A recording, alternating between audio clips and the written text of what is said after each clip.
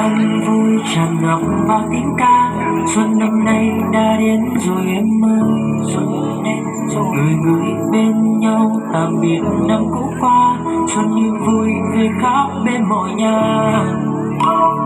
Xuân năm nay đến bao nhiêu câu chúc gia đình nhà nhà luôn hạnh phúc. Hoa mai đua sắc cùng giao rực đón xuân, hy vọng một năm mới luôn bình an. Vẹn nấu bánh trưng xanh là gió đầy đưa tiếng múa vang là chính trên thiết kế chưa làm trao chúc ba vì sức khỏe vui tươi đồng ấm đông đầy cùng nhau chào xuân đến bên ta.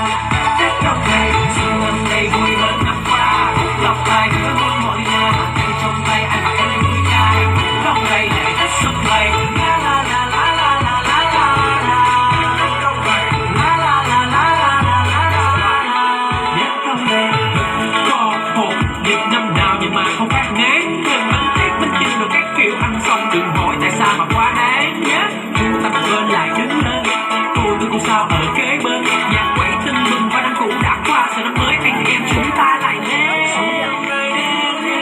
Bao nhiêu câu lên luôn em ơi, gia đình nhà nhà luôn hạnh phúc. Xuống làm gì rồi lại phải lên. Hoa mai đua sắc cùng giao rực đón xuân, hy vọng một năm mới luôn bình an. Lên là nấu bánh trưng xanh là gió khẽ lay đưa tiếng múa lân vang từ trên cột trên thiết kế chưa làm trao chúc ông bà mùa xuân khỏe vui tươi đồng ấm đông đầy cùng nhau chào xuân đến bên ta.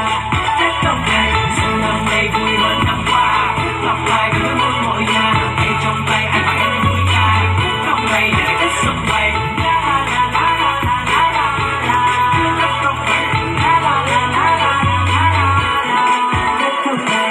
Xuân năm nay đến bao nhiêu câu chúc gia đình nhà nhà luôn hạnh phúc.